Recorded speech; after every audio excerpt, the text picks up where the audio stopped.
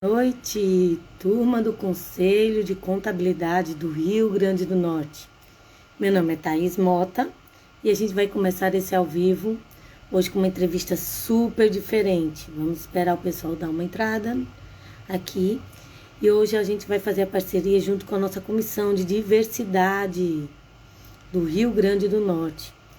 A gente hoje tem um convite super especial a todos. Porque hoje o Alexandre, que vai fazer a nossa entrevista hoje, tem muitas novidades. Vai nos mostrar muita história do nosso mundo contábil, a nossa história brasileira. E a gente hoje vai fazer uma conexão um pouco diferente. Vamos sair do Rio Grande do Norte, graças às nossas redes sociais, e vamos diretamente para a nossa entrevista no Rio Grande do Sul, certo? A gente está esperando aqui ele entrar para a gente tentar. A gente sabe que às vezes demora uns 2 minutinhos. Então, vamos lá, vamos pegar aqui o seu like, deixa aí. Vamos também colocar para seguir as nossas comissões do Rio Grande do Norte. Vamos lá, o nosso conselho, temos as comissões de diversidade, CDI. Aqui no Instagram também a gente vai deixar o link. Temos a nossa comunidade do CRC Jovem, temos a nossa comunidade das mulheres, CRC Mulher RN. O CRC Mulher e o CRC RN Voluntário, gente, são projetos para trazer para a nossa área contábil a diversidade, o conhecimento, toda a parte estrutural e melhoria constante na nossa contabilidade. Vocês já viram que estamos com a abertura para as inscrições do nosso congresso também, o NCC aqui no Rio Grande do Norte. O NCC, gente, é um projeto para contabilidade. Você pode participar dele. A gente está aberto também inscrições para os artigos científicos. Você pode se inscrever. E esse ano vai ser um diferencial, porque nosso NCC vai acontecer exatamente em Pipa. Quem não conhece o Rio Grande do Norte, é uma das nossos grandes carros-chefes aqui de conhecimento. O pessoal vem, a gente vai fazer um evento muito maravilhoso. O nosso conselho está trazendo também lives aqui sobre diversidade, tanto na área contábil, como nas eleições, como é que estão sendo cobrados lá com a professora Lígia. E a gente também vai trazer no NCC a discussão sobre a mudança contábil. E por isso, essa nossa live de hoje vai mostrar junto com a Lê como é que a gente pode, como é que isso está sendo diversificado, certo? Eu vou aqui tentar convidá-lo, porque eu mandei o convite e caiu na hora que...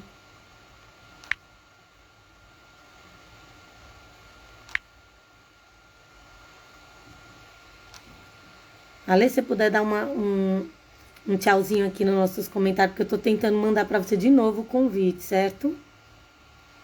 Por favor, que eu tô tentando aqui enviar para você o convite. Como você entrou com várias pessoas ao mesmo tempo, aí eu acho que é isso.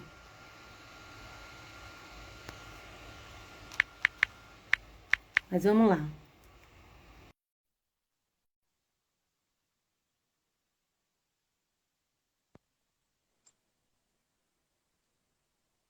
Acho que agora foi.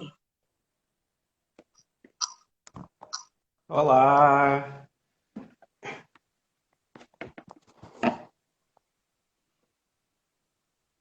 Vê se chegou para você, amigo.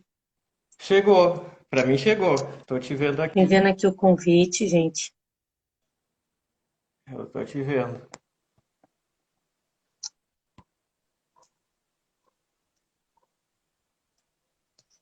Felizmente, as redes sociais, às vezes a gente sabe disso, a gente entra, tá tudo ok, mas dá uma travadinha, mas a gente chega já, já.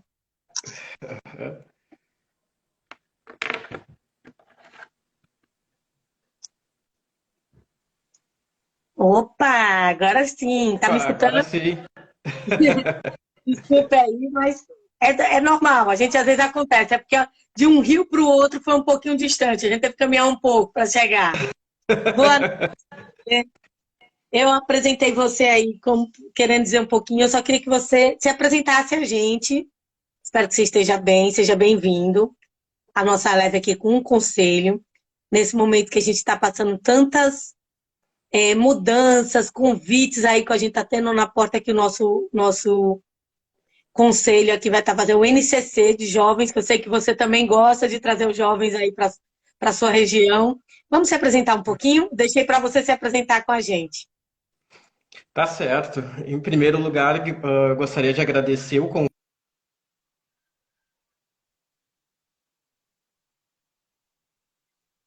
com o convite, na tua figura, Thaís, e também a da Ana, que está nos bastidores aí, também está assistindo a live também. Fiquei bem feliz com o convite e espero contribuir aí com algumas reflexões, jogar algumas luzes, né, nesse tema tão importante quanto a inclusão e diversidade, né, que está sendo bastante pautado, né, de um tempo para cá, nos últimos tempos, e também agora, por causa também da questão das eleições, isso também vem com muita força, né. Então, me apresentar, eu sou Alexander, né, sou aqui do Rio Grande do Sul, né, moro em Porto Alegre, eu sou formado em Ciências Contábeis pela Pontifícia Universidade Católica do Rio Grande do Sul, também sou bacharel em História pela Universidade Federal do Rio Grande do Sul, tenho pós-graduação em Gestão Pública pela Uniopar do Paraná, e atualmente eu sou servidor público estadual, trabalho na área da tesouraria, sou tesoureiro da Universidade Estadual do Rio Grande do Sul. Então, a minha área de atuação, né, profissional, minha caminhada profissional se deu majoritariamente na área pública, né? Então, já faz uns quase 15 anos já que eu estou dentro do serviço público, então eu tenho bastante experiência nessa área, então, para começar, eu acho que essa é a minha apresentação. Na verdade, porque eu brinquei disso, porque como eu sei que você já vem também da universidade, né? Você é uma pessoa acadêmica, como a gente, por isso que eu brinquei assim, pedindo para você se apresentar assim, esse currículo mais tradicionalista. Mas como um papo que a gente já teve, e você já percebeu que a Agenda CD, a gente quer trazer muito isso. Gente, quem não sabe a católica que o Ale falou, é a PUC, que tem a filial lá, né, no Rio Grande do Sul. Então, assim, a PUC, gente, a gente tem uma referência no Brasil como uma das universidades que traz a área acadêmica, a área de mudanças de pensamento. Eu acho que, como você disse, você já está nesse mercado, você viu na transição, né, da parte totalmente de grandes cursos no Brasil serem presenciais e vir para essa diversidade hoje do híbrido, do semipresencial, das nossas lives, né, antigamente a gente já tinha que esperar você pegar um voo de várias horas para poder ter nosso papo aqui. E hoje a gente vê assim que a interligação, e eu acho que a gente entender que o nosso conselho de contabilidade, a gente trazer isso para a vida, que é um conselho para a vida toda. Não é um conselho que eu estou no Rio Grande do Sul, eu sou do conselho do Rio Grande do Sul. Eu sou do conselho do Rio Grande do Norte, eu sou do conselho só do Rio Grande do Norte. Acho que nós, contadores, quando a gente continuar a entender que a nossa profissão hoje traz um histórico de união e mudança corporativa, como você disse assim, eu sempre fui da área pública, mas eu acho que é isso que é o gamar, é o gostar de estudar, trazer a diversidade, como você disse aí, você saiu dos bancos que a gente acha, os bancos contábeis para os bancos históricos, que eu acho que foi um diferencial das nossas conversas, que tipo assim, você percebeu e você percebeu na sua própria carreira que a história moveu a contabilidade, porque a contabilidade é uma história, né? A gente constrói histórias. E o nosso convite para você foi por isso. E hoje eu queria que você falasse para a gente hoje como contador, você sempre, como disse, você sempre atuou na área pública. Como foi essa entrada sua no setor público? Foi tipo assim, ai, Thais, quando eu entrei na PUC eu vi que eu gostava de contabilidade pública, ou assim, eu percebi que eu precisava ir à contabilidade pública para trazer inovações ao meu meio. Então, assim, né, eu entrei na PUC, né, aqui no Rio Grande do Sul, em 97, né? Então, ainda não se tinha não se falava essas questões de diversidade, pluralidade, de racismo, homofobia, né? Era muito raro falar, raro não, não se falava, né? Nem não se tinha essa abertura para esse tipo de debate, né? E eu fui construindo a minha carreira profissional através de estágios, né? Estágios em lugares públicos, em lugares privados, né? O meu primeiro emprego foi numa empresa privada, né? Mas a partir dessa caminhada e desse pensamento, eu sempre pensei em fazer concursos públicos e entrar na área pública, por uma questão da estabilidade, por uma questão do salário, né? Enfim, essa segurança, essa garantia que o serviço público dava, né? Hoje até um pouco menos, né? Hoje se discute muito essa questão da estabilidade e da vantagem de estar no serviço público, mas ali pelos anos 2000, início ainda tinha esse caráter bastante vantajoso de entrar para o serviço público. Então, eu uh, entrei em algumas empresas privadas, né, estudava para concurso, né, e isso sempre foi uma meta, assim, eu queria passar em um concurso antes dos 30 anos e eu consegui, né? Meu primeiro cargo público foi na Prefeitura de Canoas, que é um município aqui da região metropolitana de Porto Alegre. Eu fiquei ali um ano e meio, mais ou menos. Eu trabalhei como contador público na Secretaria da Saúde, depois eu fui para a Secretaria da Educação.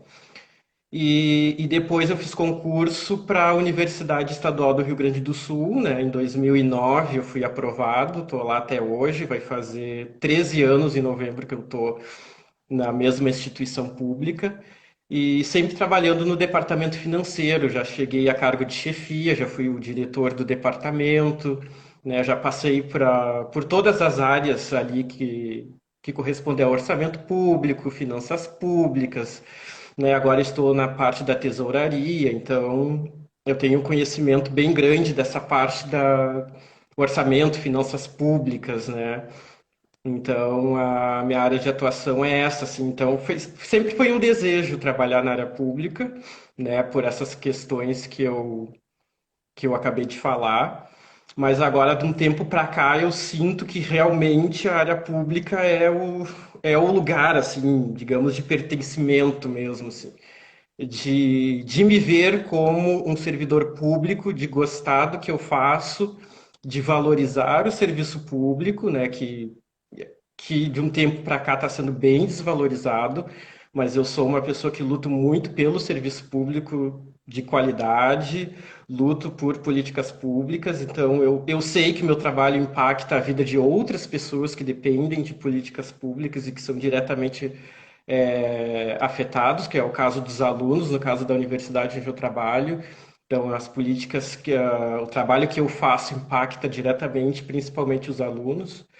Então, essa conscientização que eu acho que eu consegui ter ao longo do tempo, né? Não só me servir do serviço público nessa questão da estabilidade ou de uma remuneração, mas também de poder oferecer algo em troca, oferecer algo, o meu conhecimento, a minha experiência e transmitir isso com que chegue nas pessoas e que isso seja valorizado, né? Que o servidor seja valorizado e que o trabalho que se faça, por menor que possa ser, ou a dimensão a gente não sabe, pode até ser muito pequeno, mas impacta lá na ponta, lá, aquela pessoa lá que de repente ela está usufruindo e de repente está chegando naquela pessoa que talvez ela não tenha uma condição de estudar, ou ela não tenha condição de acessar uma saúde pública, ela não pode acessar algum serviço público, mas o nosso serviço, né, o serviço como servidor público está contribuindo de uma maneira que está atingindo, impactando a vida das pessoas. Então eu tenho essa consciência assim de ser servidor público, de estar no serviço público. E eu acho assim, como você disse, quando você entrou na universidade, né, era ainda aquela transição no nosso Brasil. Por exemplo, quando eu entrei em 2005, já era uma transição que já tinha um impacto, porque assim, como você disse, os primeiros concursos públicos mesmo que não eram de engajamento, até em algumas prefeituras não eram mais aqueles serviços, aqueles concursos públicos simplificados, que tipo assim, você era comissionado, você era da área, ou você fazia concurso para professor, ou você fazia na área da saúde, ou você fazia do Estado. Não teria muito municípios, o Estado cedia para os municípios, ou você era cargo comissionado, ou você era absorvido de instituições que não existiam mais. né? Então, assim, como foi essa tramitação para você, assim, como você disse, você entrou no primeiro concurso, praticamente pós sair da universidade, né? Como foi lá aquela mudança que você vê, assim, você que teve a oportunidade de ter na prefeitura no seu primeiro concurso, a mudança dos anos 2000, que foi as mudanças do impacto, assim, do sistema SUS, do sistema de compras, começou a se falar de compras em conjunto, Uhum. compras com notas fiscais em conjunto. E como você fala, você é um gestor também de gestão pública, sua especialização é na gestão. Como foi essa transição quando você via da prefeitura? E 10 anos depois que você estava ali na formação acadêmica, você passou num concurso público para uma instituição acadêmica. Como foi essa transição, assim para você como servidor? Como é que isso impactou? Você acha assim, Thais, olha, eu era uma mesa com 1.000 processos, e depois eu cheguei para a área acadêmica e eu recebi 1.002 questões. Como foi isso, essa transição aí na sua vida lá, como profissional? Eu Uhum. acho que provavelmente nessa época, um dos únicos profissionais na área de contábeis negros, aquela representatividade que você ainda não tinha tido por outras figuras, pelo um papo que a gente já teve em outros estudos. Como foi hoje, como historiador também, como é que você vê esse impacto lá para aquele Ale que chegou lá e tomou um susto quando chegou na repartição para assumir seu cargo? Como eu comentei no início, né, no início da faculdade não se falava dessas questões, né, de representatividade, de inclusão, né, de diversidade, não se discutia esses temas que hoje se discutem e que é provocado debate, né. Da minha turma de 87 formandos em contabilidade, eu era o único negro, né, então isso já é um impacto bem grande, assim. Mas como essas coisas eu me formei em 2003, início de 2003, essas coisas elas eram naturalizadas, infelizmente, né? Então as pessoas não paravam para pensar, ó, tem só um negro, ou tem poucas mulheres, tem poucas pessoas LGBTs, não tem nenhum indígena, essas coisas infelizmente eram naturalizadas, né? Hoje a gente, né, combate essas naturalizações. Eu acho que a gente tem que sempre se questionar essas ausências, né? Porque essa perpetuação de ausências também é uma forma de racismo, de homofobia, de discriminações, né? As pessoas acharem que tá tudo bem assim, né? Não, tem um, mas pois é, tem um, não tem nenhum, né? Enfim, todo esse discurso que a gente já sabe, né? Então, falando um pouco sobre a minha experiência, eu trabalhei num município, um município de grande porte, ligado a Porto Alegre, assim, do lado de Porto Alegre, e tem diferenças, assim, a estrutura municipal de uma estrutura estadual que eu fui, né? Então, a estrutura municipal, ela é muito mais próxima, assim, da comunidade, né? Então, as pessoas têm muito mais acesso ao prefeito, as secretarias, né? Tá muito mais próximo, essa demanda chega muito mais para a gente, demanda de solicitações, ou de pedidos, ou de reclamações. E cada município, no caso de Canoas, ainda em 2000 eu entrei lá em 2006, ainda não era toda essa informatização que tem hoje. Os processos eram todos manuais, praticamente. Tinha algum sistema, mas era muito incipiente, assim, de ter um sistema integrado, de ter alguma coisa mais interligada. Ainda era muito papel, muita processo manual, assim, né? Até pela estrutura, assim, do município e das secretarias onde eu trabalhei, educação e saúde, principalmente tinha muita demanda de papel, assim, né? É E muito a dica deles falarem assim, que desde 2000, quando a gente vai ler sobre a história, no Brasil, um dos primeiros regiões, foi teste até do nosso programa de SUS, de compras coletivas, foi aí nessa região do Rio Grande do Sul, e principalmente Caxias, Porto Alegre, Caxias, são cidades que a gente já escuta no poder público quando vai estudar sobre gestão tributária, gestão de ênfase, testes para essas implantações, a gente vê muito nessas cidades, por isso que eu perguntei até para você como foi o impacto de chegar lá na secretaria, né? Porque imagina assim, você vindo com aqueles pensamentos, quando a gente se forma na área contábil, a gente vem com aquele pensamento, eu vou mudar todo o diagrama. Eu vou botar todas as regras que eu estudei na academia. A Razonete vai funcionar, porque eu aprendi a fazer a Razonete, né? E quando você sim, chegou lá, deve ter sido um impacto assim, peraí, não tá funcionando a Razonete por quê? Falta um carimbo? Por que esse carimbo não tá? né? E por isso que a gente veio com essa pergunta, assim, que a gente sabe que você. Hoje o Rio Grande do Sul, a região sul é considerada praticamente filiais de primeiro mundo em muitos assuntos, principalmente educação e saúde, mas veio dessa implantação lá, né, no início dos anos 2000. Sim, Então, sim, sim, sim.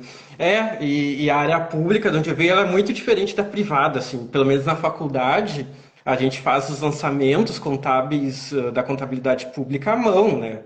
E a gente não faz mais isso porque eles são vários e são muito complexos. E teve as mudanças dos pronunciamentos, que mudou muita coisa. Então a gente não acompanha, a gente não faz lançamentos contábeis, né? Isso, o empenho, a liquidação e o pagamento já geram automaticamente no sistema esses lançamentos, assim. Mas assim, não era assim muito integrado, assim, tava começando uma informatização, assim, né? Cada município é diferente um do outro, então isso. E quando eu cheguei na UERGS, lá um trabalho onde eu atualmente estou, é um outro impacto, assim, né? Porque tu fica uma instituição estadual, ele fica um pouco mais distante do público que demanda, né? Então, e também ainda era um processo que estava se encaminhando para uma informatização. Hoje a gente tem processo eletrônico, que funcionou bem antes da pandemia, é um processo que realmente a gente não usa mais quase papel, é tudo digitalizado, né? Então isso facilita também bastante o trabalho. As próprias auditorias dos tribunais de contas, do TCE, e do controle interno, praticamente eles não precisam mais estar fisicamente dentro das instituições, agora é tudo mandado via eletrônica, as informações. Isso foi um avanço, né? As informações agora são praticamente disponibilizadas em sites, em sistemas, a gente tem o Finanças Públicas do Estado, onde praticamente toda a parte orçamentária, financeira, empenho, liquidação, pagamento, é tudo feito nesse sistema, né? Uns sistemas que eram mais antigos já foram abandonados, já foram migrados para esse sistema mais moderno, assim, então a gente experimentei, né, dentro dessa mudança aí de tecnologia, de novos processos, de novos encaminhamentos, né, então acho que daqui para frente se requer mais isso, né, mais o profissional tá ligado nessas novas tecnologias, porque elas vão ser cada vez mais necessárias, assim, para facilitar o trabalho e para ter um fluxo melhor das informações também, questões de transparência, né, de ter mais acesso disponível. Então, esse é o impacto, né, de um início ainda muito rudimentar, muito elementar, para algo que já está avançando bastante para esse lado mais informatizado, né? Mais consolidado, mais ágil, mais direto, mais rápido, e que a informação esteja disponível assim de modo mais rápido, né? como você vê hoje, por exemplo, quando vocês vão preparar um orçamento, como você hoje está tesoureiro, você sabe, nessa época agora, a partir do dia 15 amanhã, né, até o dia 25, 30 de outubro, o pessoal da tesouraria, nós financeiros enlouquecemos para preencher o nosso programa de orçamento para ir para as reuniões de ata, para ser votado o que vai ser tirado, o que não vai. Uhum. Gente que não sabe, nesse período, começa no dia 15 de setembro, a abertura para preenchimento, até o dia 30, no máximo, de outubro. Aí a gente tem que ir para ata de votação vai para ata geral, para todo mundo ficar sabendo, para depois publicação, para avaliação no TCE do Estado, e depois poder já deixar tudo preparado para o orçamento do ano subsequente. Então, imagina, todo mundo acha assim, nem quem está no setor público, quando chega outubro já tá pensando nas festas de fim de ano, tá pensando na farroupilha, não é que vocês chamam, que é agora Sim, o a feriado da revolução. farroupilha. Estão pensando nas festas do Rosário, não estão pensando em orçamento, né? Mas ninguém vê claro que muitas vezes a gente não sabe como vai ser o que vai ser liberado dos âmbitos, o que vai ser arrecadado para a liberação, mas a gente sabe os gastos preparatórios. E hoje, quando você chega assim, as demandas, por exemplo, como nós aqui do Rio Grande, essa nossa comissão de diversidade, são todos voluntários, eu, a Ana, o Akira, a Ju, somos todos voluntários, mas a gente sabe que a gente tem que trabalhar com a informação, com o tempo. Por exemplo, imagina, a gente sabe que uma hora de uma palestra sua tem todo o seu portfólio. Uma hora da palestra da Ju tem um portfólio todo dela, do Akira, da Ana, que é uma recrutadora fantástica.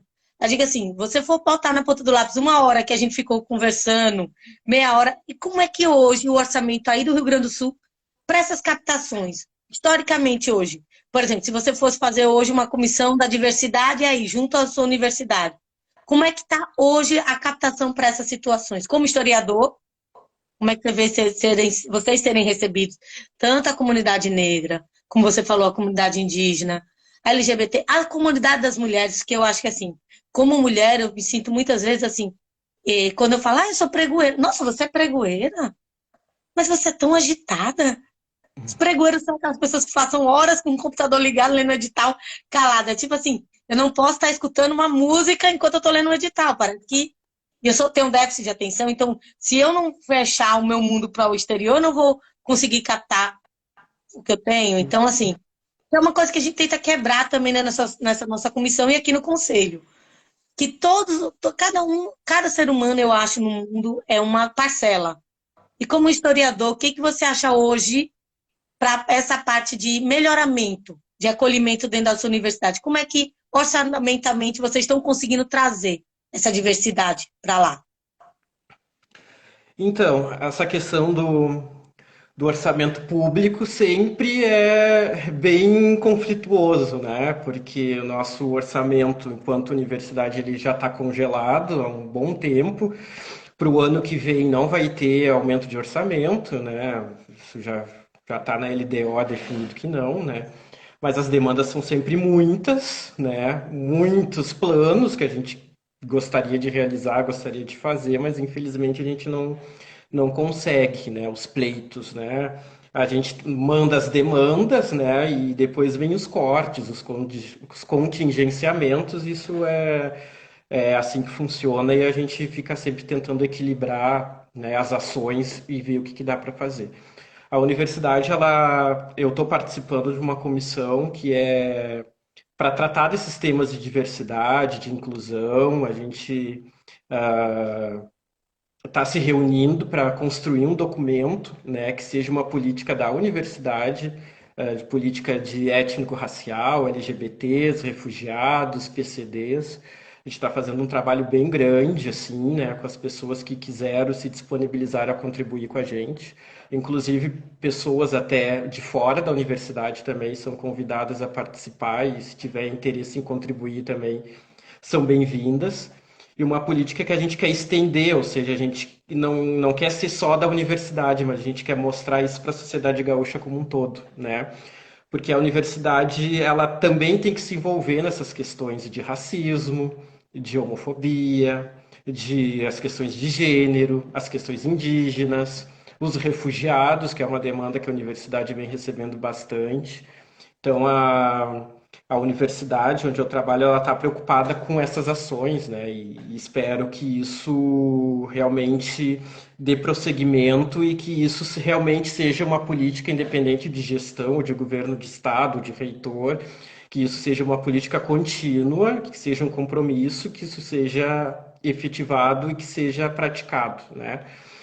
Mas em termos assim, mudou muita coisa, assim, né? Digamos, do tempo que eu estava na universidade, e eu entrei na URGS, na Universidade Federal, em 2013, já com as cotas, foi uma mudança, foi um olhar diferente que eu tive, assim, um olhar de diversidade, de olhar outras pessoas pretas, de olhar pessoas LGBTs circulando no campus, pessoas indígenas, pessoas de outros países, pessoas com realidades diferentes, diferentes de mim, algumas até com situações de vulnerabilidade social bem grande. Então, para mim foi muito rico isso, porque abriu a porta, assim, para essa diversidade. E a gente se pergunta onde é que estavam essas pessoas, né? Como é que a gente só tem um perfil de pessoas frequentando a universidade, né? Então, para mim, essa experiência de eu fazer a faculdade de História também mais velho, com uma primeira graduação, isso também me abriu um leque de opções e abriu minha visão de mundo e agrega experiência e conhecimento também, né? Então isso foi muito interessante, assim. Né? No serviço público a gente tem as cotas, né? Aqui no governo do estado, recentemente, teve um decreto do governador abrindo cotas para pessoas trans e pessoas indígenas, né? Nos concursos todos, os concursos do estado têm, além das cotas, né? Para negros, tem agora para pessoas trans e pessoas indígenas, né? Então, isso é o movimento. Como você disse aí, quando você mudou mais velho, já uma pessoa que já tinha tido uma experiência acadêmica, tinha passado aquele sufoco de entender até metodologia, como é que, por exemplo, hoje você vê quando fala assim, cotas? Porque a gente sabe que no nosso Brasil, às vezes as pessoas falam, ah, como que tem que ter cotas? Porque, como historiador e contador, hoje, o que você acha que sim? Quais são o que você acha que as cotas trouxeram na visão, assim, academicamente? Como você disse, trouxe um leque de mudanças, mas essas cotas, elas também abriram alguns precedentes de diversidade num contexto de acadêmico. Você acha que as pessoas puderam trazer novos tipos de pesquisas acadêmicas aí para o Rio Grande do Sul? Ou você acha que ainda tem aquele leque, tipo assim, vamos estudar orçamento público, só o valor financeiro, não o valor de impacto, por exemplo? Imagina uma cota dessa para concurso para trans. Por que trans? Por que para pretos e indígenas? Por que não fazer uma cota única? Que quando começou a lei de cotas, a gente sabe que muitas vezes foi assim: colégio público, pessoas pretas e indígenas. Só que o preto e indígena era só você se declarar. Hoje tem todo um sistema, gente. Até a gente queria que você explicasse um pouquinho como naquele dia você explicou para a gente historicamente como é essa parte de divergência, para as pessoas entenderem que cota não é assim. Eu me acho só preta, eu vou lá votar, eu tenho descendência preta, eu tenho que ter todo, porque a cota vem também de uma história, não é isso? Uhum. Você foi explicar para a gente por que a diferença entre os estilos de cotas, né? Uhum. Sim, então as cotas, assim, né, antes eu entendo as cotas como uma reparação histórica, né? Então, primeiro, né, antes de dizer que é mimimi, que é assistencialismo, que é paternalismo, eu acho que é uma reparação histórica dentro de uma opção que o Estado brasileiro fez, né, principalmente na abolição, e não aproveitar uma grande massa de pessoas que estavam disponíveis para contribuir, né, e para fazer crescer esse país, e se optou por trazer imigrantes europeus, né, principalmente italianos, alemães aqui, né, para substituir a mão de obra escrava, e deixou esse contingente de população negra ir à mercê, e até hoje a gente sofre as consequências com isso. Então eu entendo as cotas como uma reparação histórica, né, uma reparação histórica. Então é um compromisso do Estado brasileiro ter medidas de reparação com essa dívida de mais de 3 séculos de escravidão, né, que a gente sabe que prejudicou e que prejudica ainda muito a população negra. Eu estava assistindo até um trechinho. Eu sigo a Lívia Santana Vaz, que ela é promotora pública da Bahia, explicando justamente essa questão das cotas. Por que que tem que ter cotas? Ela é uma grande defensora das cotas, né? Ela estava dizendo um dado que para equiparar um nível de riqueza não é para se tornar mais rico, né? Teria que ser feito 9 gerações atrás, teria que ter essa continuidade 9 gerações atrás. E para as pessoas pretas, 9 gerações atrás, as pessoas estavam escravizadas. Então, elas não têm a oportunidade de conseguir uma renda, de garantir uma renda, de passar uma renda, né? Então, eu entendo que isso foi um fator fundamental, né? Eu acho que as cotas, elas têm que ser revistas também, né? Tem o projeto de lei do senador aqui do Rio Grande do Sul, do Paulo Paim, que ele é relator, quem é do projeto, eu acho que é a senadora Leila, mas o relator é o Paulo Paim, aqui, que é um homem negro, senador aqui do Rio Grande do Sul, para rever as cotas. As cotas estão fazendo 10 anos esse ano, então, para ela ser revista e para justamente ver se ela está atendendo a sua função, se ela tem que ser melhorada, o que, que tem, né, se está conseguindo atingir os objetivos que ela se propunha 10 anos atrás. Então é importante fazer também esse debate e essa reflexão, né? E garantir isso, né? Porque isso também é uma luta, né? A gente pode pensar que isso foi dado, mas isso foi conquistado, né? Movimento negro, pessoas que estão se mobilizando até hoje, que se mobilizaram, pessoas até que já morreram. E eu acho que é isso que a gente tem que garantir, assim, a gente tem que garantir que isso seja continuado, que não seja abandonado, né? E aí, claro, com as cotas para as pessoas negras vieram também a necessidade da questão indígena, que muito se fala agora também, vem atrás também desse movimento das pessoas trans, também tem esse movimento também de reservar cotas, porque são, infelizmente, são parcelas da população mais prejudicados socialmente, né? Que não tem oportunidade de acesso, que não tem oportunidade de ter uma educação, de ter uma saúde, né? Então, essas pessoas precisam desse amparo e precisam dessa política de equiparação, né? Então, é super importante isso, né? E tu me falou, dentro da universidade, sim, mudou muito o perfil de alunos, né, da universidade. A quantidade de alunos diversos, oriundo das cotas e de outros segmentos trans, LGBTs, mas ainda eu vejo a universidade ainda muito refratária, assim, enquanto instituição, enquanto academia. Enquanto os alunos conseguiram ter essa renovação, digamos assim, do perfil estudantil, mas o perfil de professores não mudou, continuam as mesmas pessoas, né? E esses professores vão ficar ainda um bom tempo na universidade, os reitores, e isso às vezes é conflituoso, porque nem todo mundo aceita essa questão de diversidade, de universidade para todos. Então, acho que isso é uma reflexão importante. O quanto a universidade, ainda em termos de conhecimento, que a gente não nega que é preciso, mas quanto esses professores, ou quem tem a gestão, ou quem pensa a universidade, está acessível para uma reivindicação que é diferente. Né? Um aluno negro acessando uma universidade pública é diferente de um aluno branco. Né? Eles têm outras demandas, têm outras visões, têm outras histórias, né? Que às vezes entram em conflito com o academicismo, com uma estrutura fechada de universidade. Então, eu acho que mudou o perfil de alunos, mas eu acho que a universidade ainda vai levar um tempo para processar, né? Eu acho que só vai mudar mesmo quando a gente tiver mais professores negros, mais professores LGBTs, mais professores indígenas, quebrar um pouco a branquitude, a heterossexualidade, né? De dentro da academia, e aí a gente vai começar a ter um pensamento mais plural, assim, né? Porque eu mesmo fiz história, e assim, o pensamento é muito europeu ocidental, assim, né? Questões de história africana, né? Ainda é um professor que se dispôs, isso ainda não é bem claro, história indígena, alguém tem que, né? Então, ou os alunos fazem uma pressão assim para que isso seja contemplado, que seja visto autores negros, autores mais mulheres, mais LGBTs, né?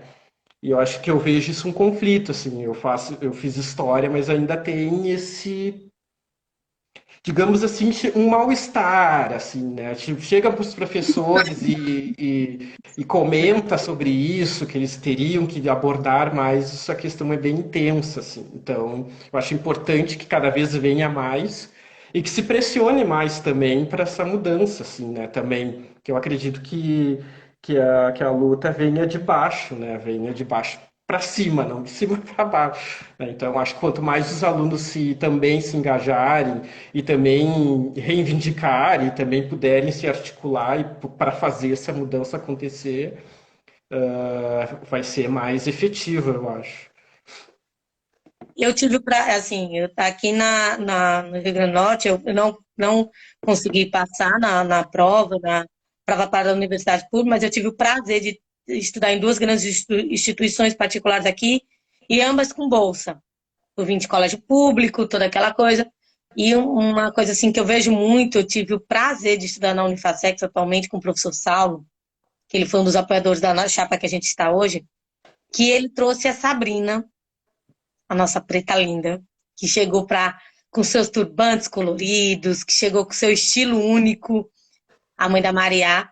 E uma coisa que a gente via muito, assim, todo mundo fazia, nossa, gostei, você de turbante para dar aula?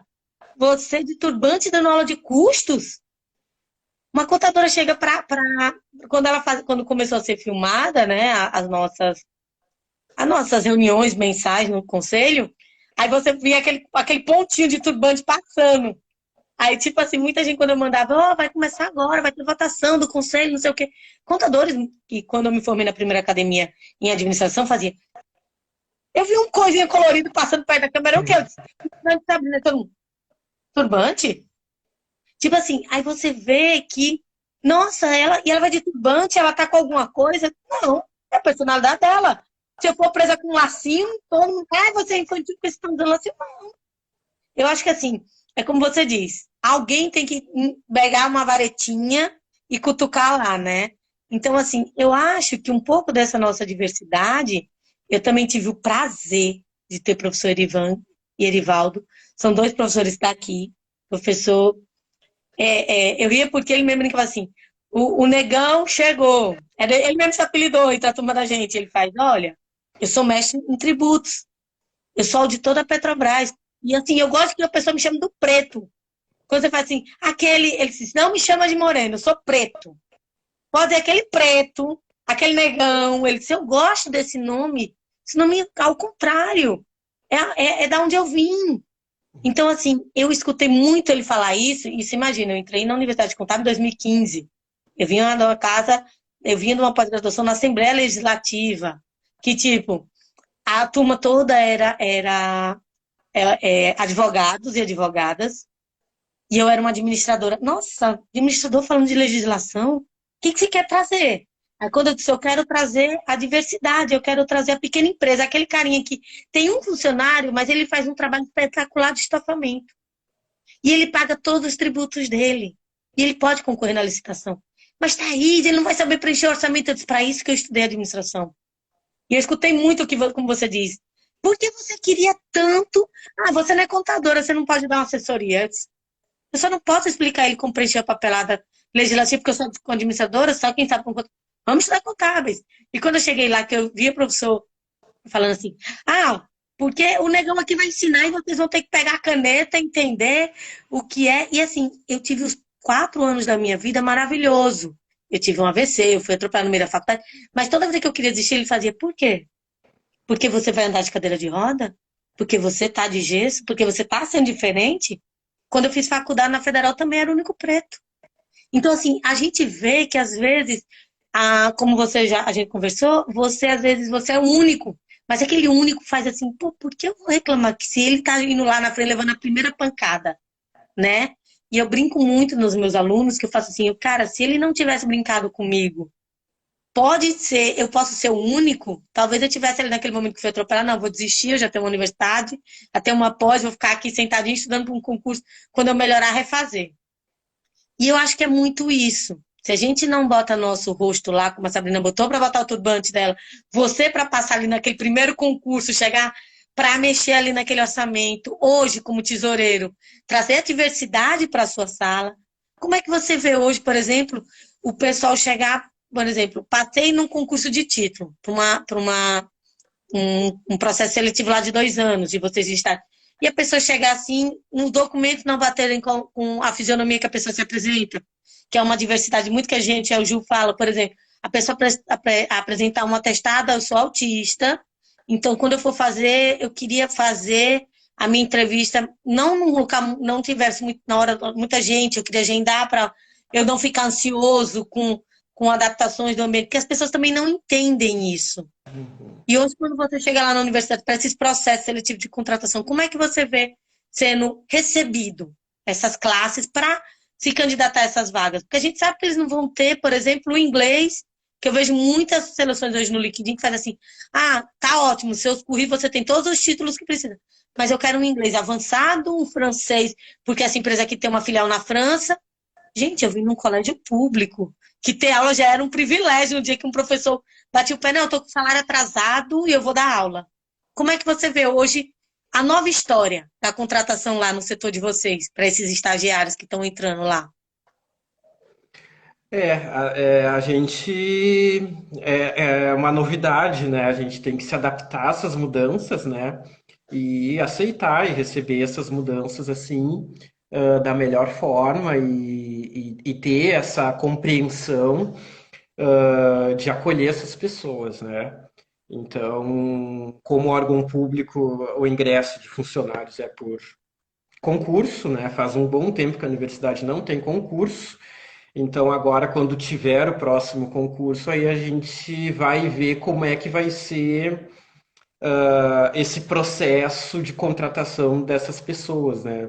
Vamos ver se vai ter pessoas trans, pessoas indígenas, né? Mais pessoas pretas, né? Então a gente já vai pegar um processo já que avançou um pouco desde o último concurso que teve, né?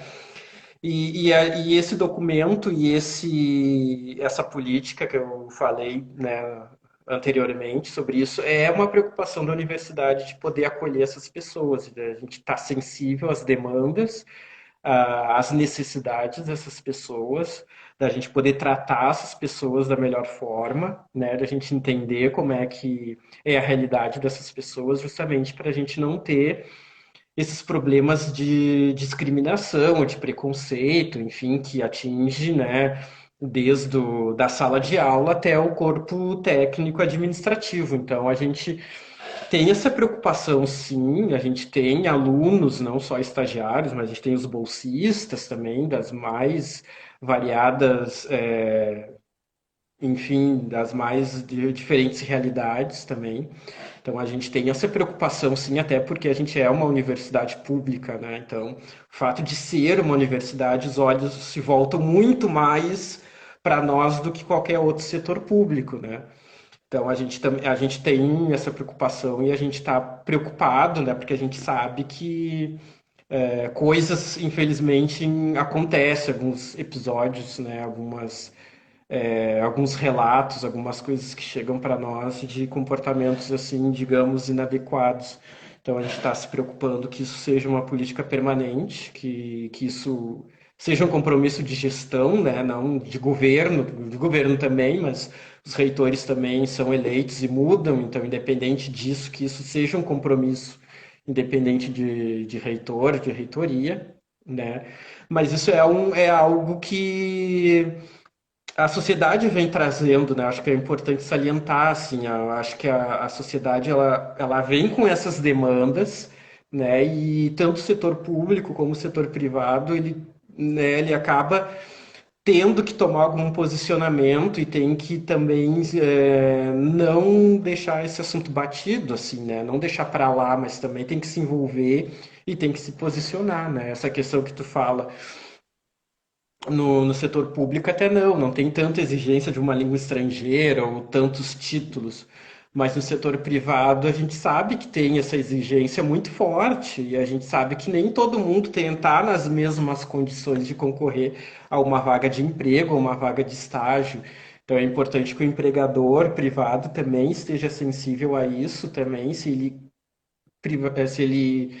ele quer ter mais diversidade, se ele quer ter mais inclusão, se ele acha que isso é importante para os negócios da empresa, se ele acha que isso é um movimento relevante, ele tem que pensar em acolher e pensar em como é que ele vai exigir isso de diferentes profissionais, que principalmente para pessoas negras, pessoas LGBTs, pessoas indígenas, elas não têm as mesmas condições que uma pessoa branca, que tem uma situação de privilégio, que tenha mais condições de ter estudado, de ter uma vivência até maior dentro dessa perspectiva empresarial. Então, tem que ter um olhar diferente, né? Tem que ter uma sensibilidade diferente. Os RHs das empresas eles têm que ter na maneira como vai entrevistar, na maneira como é que eles vão extrair, que nem tu falou, se tem uma pessoa que tem uma característica, que tem uma questão, né, de não deixar a pessoa exposta, não deixar a pessoa constrangida. Isso não é uma questão que está privilegiando, mas é uma questão de humanidade mesmo, né? Eu acho que, no fundo, o que a gente está falando é da questão da humanidade, da solidariedade, né? Que a gente está falando que essas pessoas, essa demanda social quer que isso esteja mais presente, que isso esteja mais claro, né? Que isso seja permanente, que não seja só um palanque, né? Que falam, por exemplo, no mês de junho, do mês do orgulho LGBT falam, né, de diversidade, é legal, é bacana, mas não tem nenhuma ação concreta sobre isso. Né? Vai chegar agora o mês de novembro, que é o mês da consciência negra também, vai voltar toda a questão antirracista e não ao racismo, mas efetivamente o que está se fazendo, né? O que está se processando? Está se colocando políticas em prática? As pessoas realmente estão se sensibilizando com isso, né? Os espaços estão sendo abertos para esse debate, esse acolhimento está sendo feito. Então, é importante que se coloque isso assim, né? Para a gente também poder se enxergar e ver que a sociedade é plural, ela é inclusiva, que a gente quer se ver representado. Eu quero ver mais pessoas pretas, eu quero ver mais pessoas LGBTs, quero ver pessoas indígenas, quero ter mais mulheres, né? Eu acho que a gente já não consegue mais, pelo menos da minha parte, assistir ou participar de eventos ou de programas de TV ou sei lá, qualquer outro espaço social onde só tem as mesmas pessoas, homens, a maioria homens, brancos, héteros, falando sobre, não falando sobre isso, que é o mais chocante, não se abre espaço para falar sobre isso, né?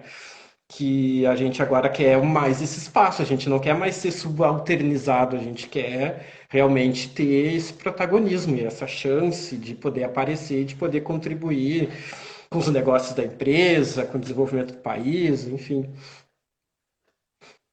E a gente para assim, eu acho que até assim, culturalmente, como você disse, a sua pesquisa lá na área de religião, aí, por exemplo, quando a gente fala assim, eu nasci em São Paulo, mas meus pais são nordestinos.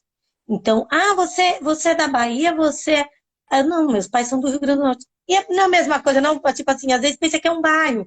É igual quando a gente fala, você é do Rio Grande do Sul. É do lado do sul, né? Santa Catarina, como se Santa Catarina fosse a. Passou 2 anos, você sai de Porto Alegre, você vai para Santa Catarina, passou 3 anos, você vai para o Paraná. Não tem.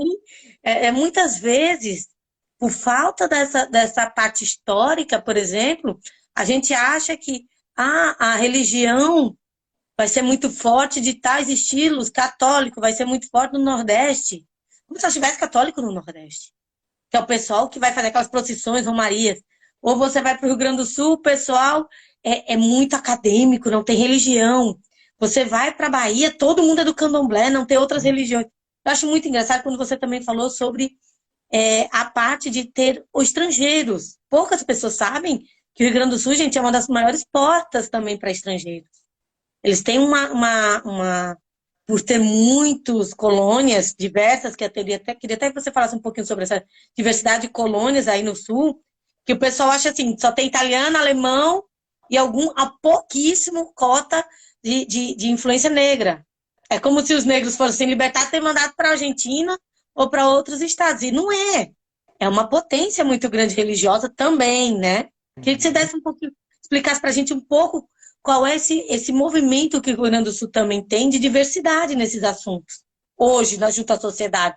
E se você tiver algum projeto que queira também para o pessoal entender, acompanhar, fala, porque a gente já sabe que você fala um pouquinho isso nas suas redes, para as pessoas entenderem a diversidade também, está em todos os estados. Eu acho que hoje a gente não fala estado, a gente fala pontinho do mundo, né? Porque daqui essa nossa live aqui, amanhã eu vou salvar aqui no nosso conselho, vou salvar lá na CDE, vou salvar no YouTube. Daqui a 10 anos eu vou encontrar. Ale, como é que a gente está? Mais um botox ou menos um botox, mas como é que a gente está academicamente? Como é que você viu a mudança aí? Então eu brinco muito um pouquinho sobre isso. E qual é a dica que você queria, como historiador, como contador, como influenciador dessa nova geração que está entrando aí no mundo, no nosso mercado e no nosso mundo acadêmico? É interessante que você falou, né? Eu achei muito bacana esse convite, né, do Rio Grande do Sul para o Rio Grande do Norte. Eu gosto muito do Brasil, eu gosto muito dos brasileiros, eu gosto muito dessa regionalidade, dessa realidade que a gente tem de diversos sotaques, diversos ritmos, diversas culturas. Eu acho que a gente tem que valorizar mais, né, o Brasil, assim, né? Eu gosto muito, assim, então eu acho muito legal, assim. Então aqui no Rio Grande do Sul a gente tem, né, essa questão do Rio Grande do Sul ser um estado majoritariamente branco, de colonização europeia, de principalmente colonização italiana e alemã, enfim, que é predominante, sim, que construíram esse estado, mas também a gente tem uma presença negra muito forte, que também é construtora desse estado do Rio Grande do Sul. Né? A imagem que se passa do Rio Grande do Sul é que parece que não tem negros lá, né? Só passam, né, pessoas brancas e não é verdade. A gente tem uma comunidade negra aqui que foi muito importante para construir esse estado, né? Que resistiu bravamente também, as resistências aqui de pessoas, de grupos que se mobilizaram, que resistiram, que estão aí até hoje, né, que deixaram esse legado aí de luta, de reconhecimento. Eu acho importante a gente ressaltar as resistências aqui, né? Essa questão da religiosidade, o Rio Grande do Sul é um dos estados que tem mais terreiros de religião africana, muita gente não sabe, né? Bahia é o primeiro, Rio de Janeiro é o segundo e o Rio Grande do Sul é o terceiro. Então, para ver como é que é a força disso, né? A força dessa população negra, né? Gaúcha, que é importante da gente ser ressaltado.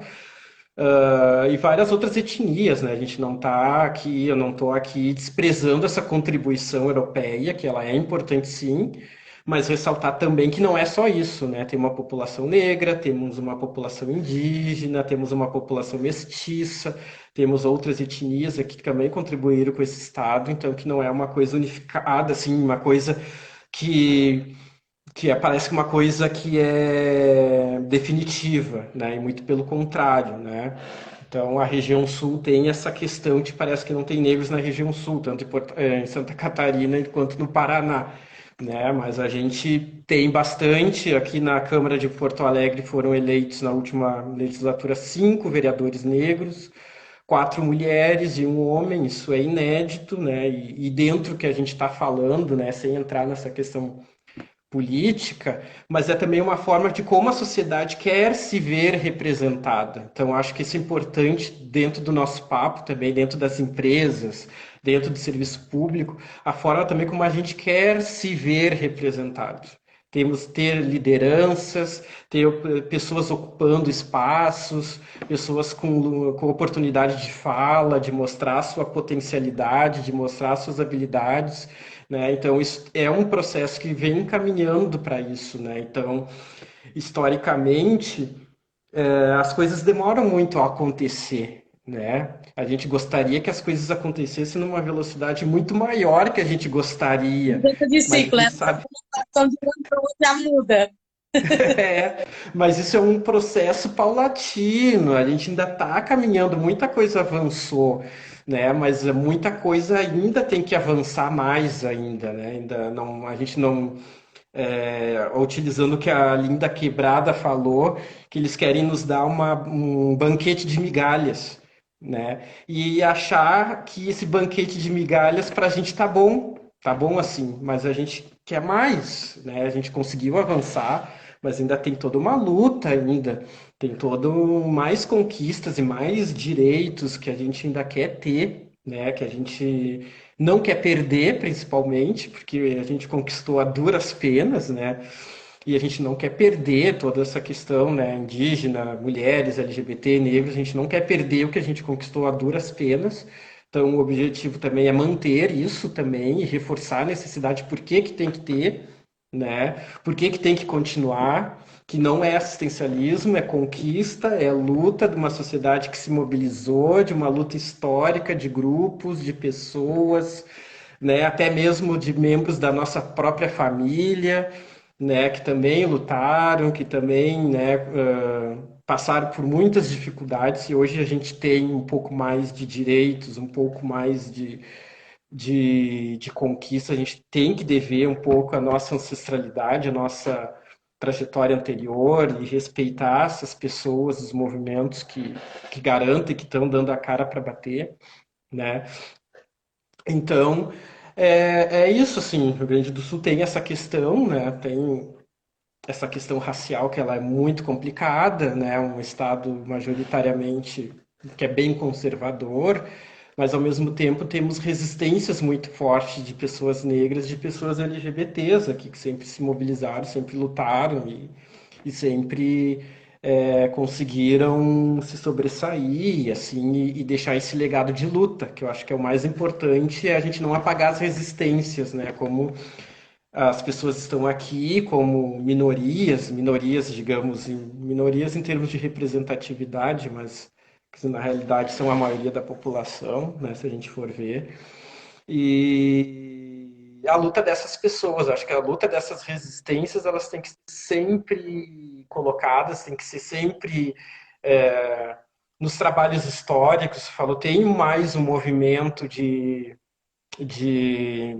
trabalho sobre escravidão, inclusive até em Santa Catarina eu fiquei sabendo de alguns trabalhos sobre escravidão, sobre trajetórias de escravos, sobre essa questão mais negra, né? Isso é um reflexo, né, disso, de trazer mais esse protagonismo negro. Eu mesmo no TCC de história fiz um trabalho sobre a Irmandade de Rosário de Viamão, que é um município ao lado de Porto Alegre, uma das primeiras ocupações, digamos, portuguesas, né? Porque os indígenas sempre já estiveram aqui, mas foi uma das primeiras cidades, assim, dos núcleos urbanos, assim, em que no século XVIII, em que sempre a população negra veio junto, né? Naquele período era quase metade da população.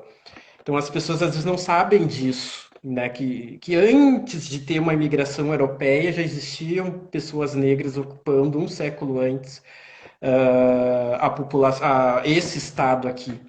E isso tem que ser ressaltado porque as pessoas não se dão conta, elas não sabem, elas ficam surpresas, né?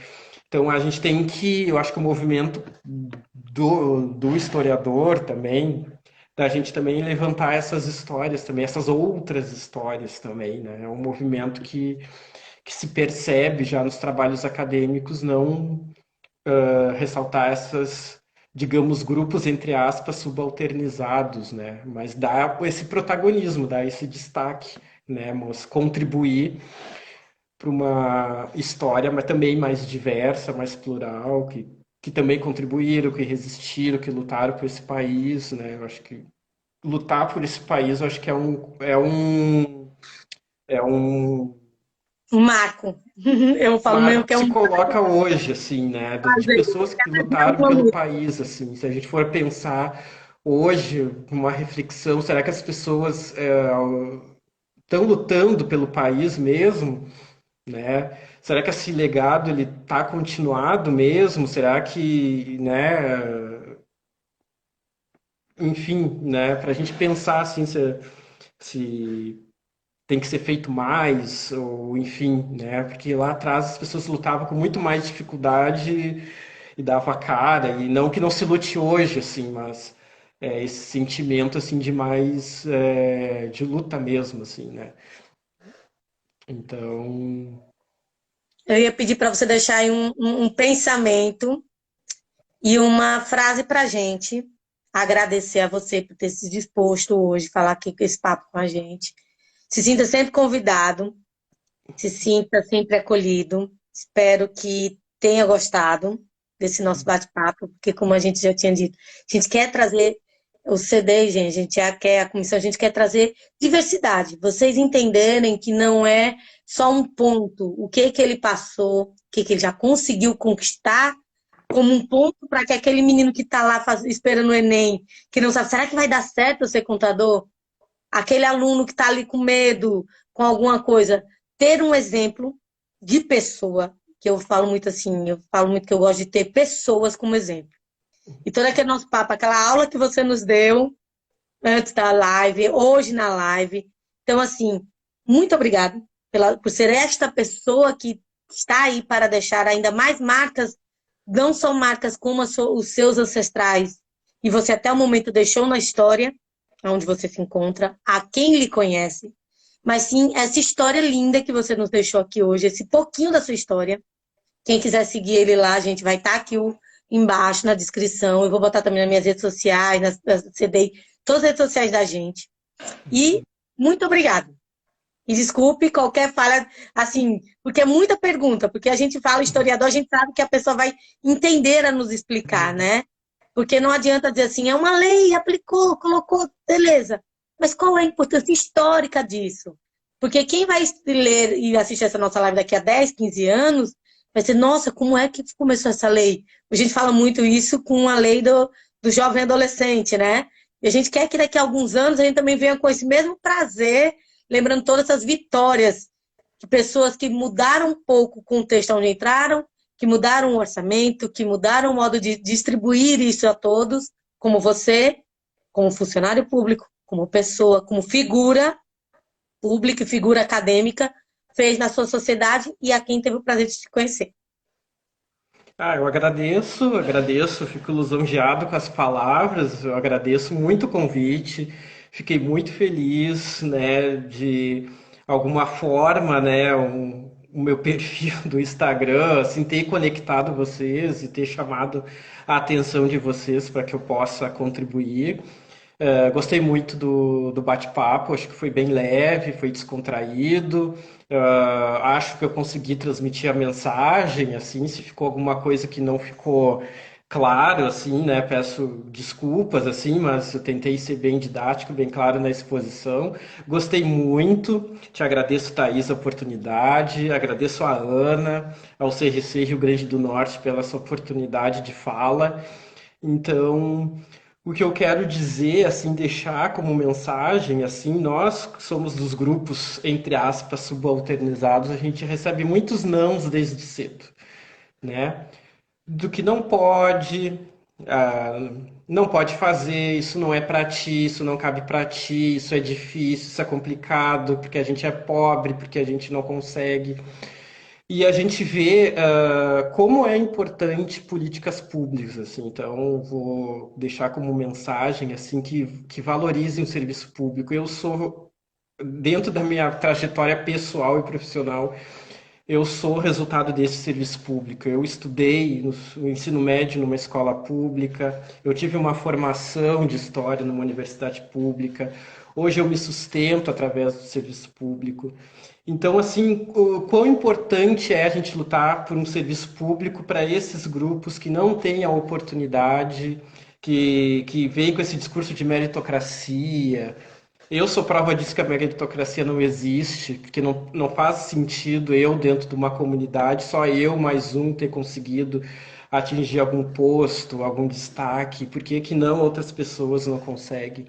Então, eu acho que a valorização do serviço público, políticas públicas são necessárias para esses grupos mais vulnerabilizados, né? Eu acho que é importante, a gente é um país que precisa disso, para a gente conseguir ter desenvolvimento, a gente precisa ter políticas públicas, e políticas públicas de desenvolvimento é combate ao racismo, combate à homofobia, combate ao extermínio dos povos indígenas, combate à misoginia. Eu acho que isso tem que ficar bem claro, assim, né? E se a gente quer começar a desenvolver esse país, a gente tem que combater essas coisas.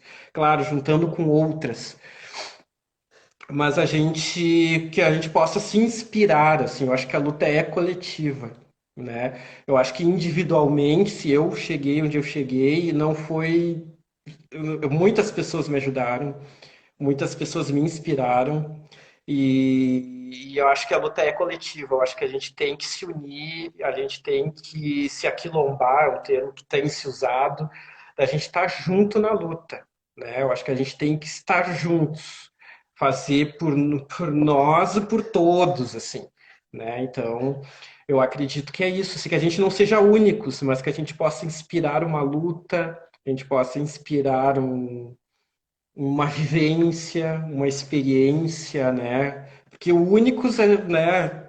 Eu sempre fui único nas coisas, né? Esse é um peso também, é uma responsabilidade, mas que tenham mais pessoas, né? Daqui a um tempo, que nem tu falou, daqui a 10 anos, que possam ter mais pessoas pretas, mais LGBTs, mais mulheres, mais pessoas indígenas, né? mais PCDs, enfim, que tenham essa oportunidade de fala, que sejam ocupando os lugares e que essas falas sejam universais, ou seja, sejam sempre colocadas em pauta.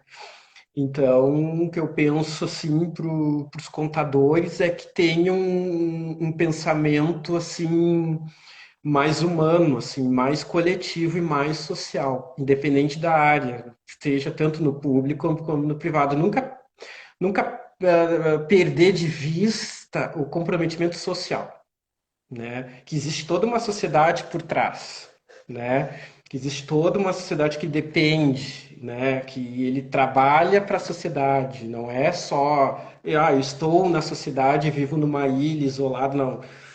Trabalhar e tem esse pensamento coletivo, que eu acho que é isso importante, não perder de vista esse comprometimento social do todo, do coletivo, de quem precisa, como é que está da onde estão direcionados os recursos, como é que a gente quer pensar desenvolvimento para uma parte ou para um todo, enfim.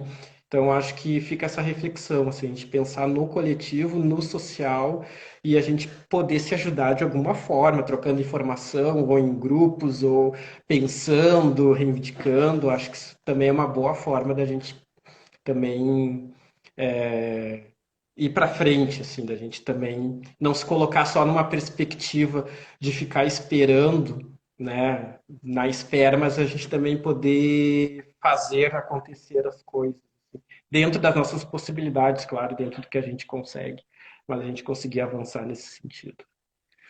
Então, boa noite, bom descanso. Gente, a gente vai ficando por aqui e eu agradeço. Esse foi mais uma live da CDI, junto com da Comissão do CDI, da Diversidade, junto com o CRC do Rio Grande do Norte.